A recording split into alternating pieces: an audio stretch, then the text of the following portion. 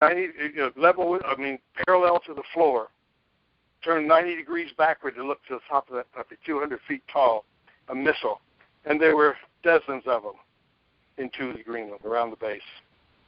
And I thought, holy cow, we could take out the whole world from right here. And it was scary. I'd never been quite that scared, just knowing the power that we were sitting on up there in a place so remote that you could only get in once in a while in an airplane. You could never drive there. Boat came in ship came in once a year to provision us. You could see them coming for miles and for days because it took them that long to get through all that ice. So I've seen some interesting things. I knew that the food that we had, they kept very careful control of food because if you ran out, there was nothing to eat. And so everybody, we worked. They had a month's supply, but if we didn't get resupplied every month, we'd be dead up there on top of the mountains. And everything came in by airplane, except once a year when the ship came in. You can imagine how scary that would be if you lived that way today. And we only had a few thousand. I don't even know how many people we had. A few thousand. It was classified. I never asked it. No one knows.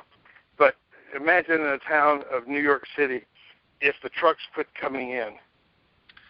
Well, we might see that because the drought in California, they were saying how there's going to be less crops in the Midwest, and that's the Dust Bowl is coming back, and that's America's breadbasket, and we're in for some tough times, man. I think all the good times are over, so people better get prepared.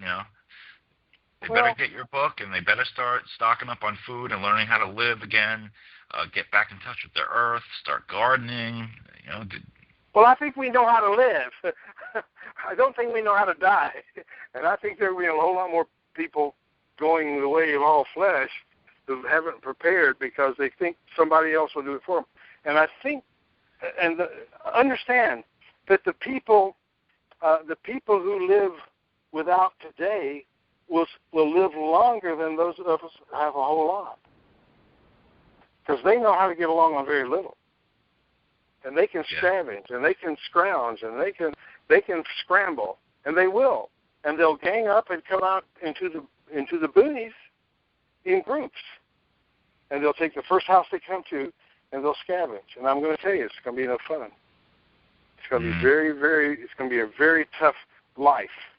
And the thing is, everybody wants to live. Everybody feels they have a right to live, and I agree, and I want to be one of them. So I'm not castigating those who are doing without today.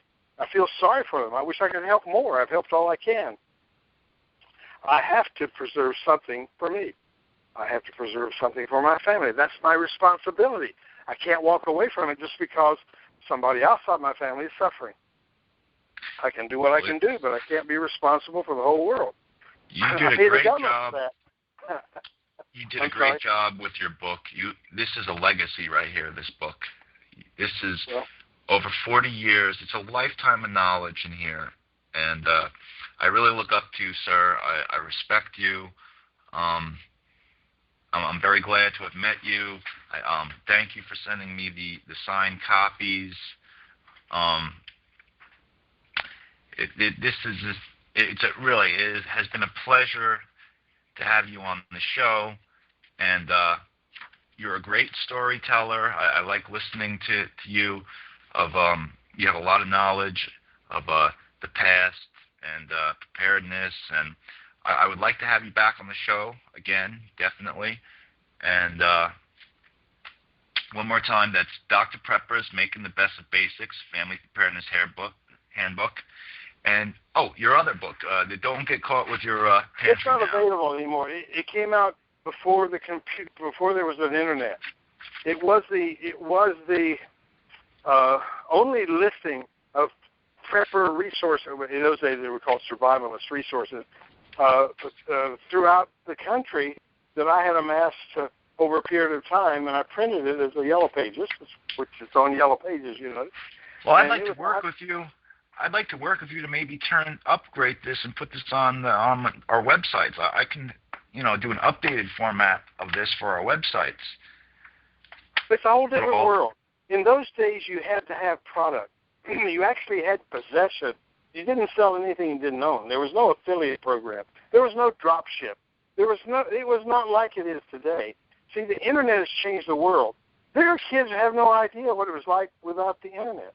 They can't even imagine what life would be like without FedEx or airplanes landing in every city and a million flights a day around the world. Can you imagine? It wasn't that way when I was growing up. Yeah. And it's a whole different world now. And they have no appreciation of the past. They have no appreciation of how hard it is to grow a crop. They have no appreciation of what you have to go through to raise a family responsibly. They have no appreciation that it will not always be there. The paradigm in their head is that it's always been there since I've been around. They're the ones who are going to suffer. Well, they've lived through the best part of America's history, and when the poop hits the propeller, they're really going to suffer because they won't be thriving. They'll be barely surviving. And when you're striving against odds and losing every day, you're going to find a lot of desperation. And that's when you're going to find the decimation of our population. You're going to find societies falling apart again on each other's throats. You'll find more polarization, and you will see a collapse of local governments' control. They may still be a government, but who'll care? And you get 100 people like me who say, "Wait a minute, this is my stuff. When everybody else was having a big time, I was doing without. Now I have something and they don't. I'm sorry, it's not yours, it's mine. Now you're going to have to kill me to take it." And there'll be people who will be more than willing to do that. Yeah. Well, my people die for a lack of knowledge, right? Didn't a great man once say that? Yeah. What is it? For the lack of a nail, the shoe was lost. For the lack of a shoe, the horse went lame. The horse went lame and didn't make the trip. And so the whole country foundered because they didn't get the message. And that's what I'm seeing now. We've never had more news. We've never had more information. But it's all junk. It's all junk. All the stuff on the news is garbage. Well, but if you can't learn from that because it is, then there must be a need for us to use our native intelligence. And the thing is, preparing, I tell people very simply, if you are truly prepared, if you're properly prepared, you have no need to fear the uncertain future. Yeah. Because the future is more uncertain than it's ever been. Kids don't even want to go to college anymore because they get information so fast they think they know everything. And they think they know everything. They think they know everything. I know my kids do. My grandkids do. Hey, by the way, if I need, I've got a cell phone. If I need my cell phone I need it fixed, or I need to get it reprogrammed, or something that's not working, I hand it to my 10-year-old grandkid. He knows what to do with it. I have no clue. I read the instructions, and it's Greek. I don't understand it. It's so truncated and so full of jargon for an industry I didn't grow up in. And yet I can sit down with anyone and logically think through things and come up with solutions for problems that they can't even find in a book because it's common sense. And it's just uncommon that anybody has any common sense anymore. It seems that common sense is so uncommon in the world today. And it's a shame because those are our kids. That's the generation that succeeds us. And if they don't succeed, they're going to pay the price. We'll be gone, but they will pay the price. And they don't read, they don't study, they just emote. Oh, there are a few that will get some of the stuff, but our educational level in the United States has fallen way below many, many other countries whom we used to consider second, some of them third rate. Can you imagine? Yeah. We have a lot of benefits. We have a lot of opportunities to do things nobody else has, but we're not. It's not that we're smart. It's not that we're intelligent. See, we're lucky. We live in the right place. We're really fortunate to be born in the United States. It's a blessing. What a blessing to be born in the United States, to be here and not have to come here and not have to take the test and come in and be a second-class citizen because you don't speak the language. I mean, think how fortunate we are to be born in America. That's our legacy. Yeah. But there's so much going on that we forget how lucky we are and how hard it was, what it took to win our freedoms. Yeah. And now we're dumping. We're like a truck. It's taken hundreds and hundreds of workers to fill it with shovels, shovel full at a time. At great personal energy expense, and it backs up down and just dumps it all at once. What? You know? And so it's the times. Yeah, it started out in a wagon and ends up in a dump truck, and it's gone.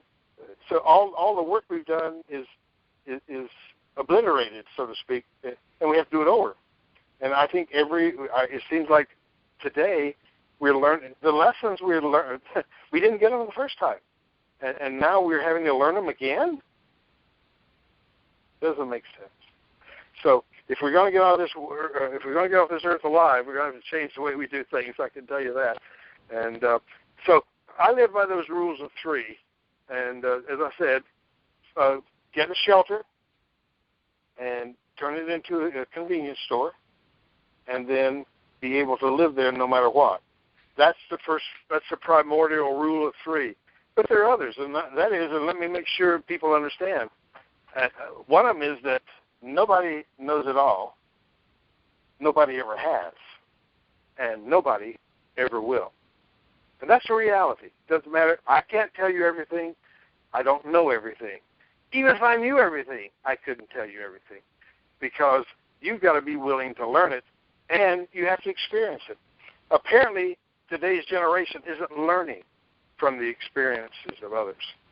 They're having to go learn it by themselves. And I think, and marketing is so good in the world today. The hullabaloo that comes out, gold. Look how fast gold is going up. Did anybody notice how fast our society was going down?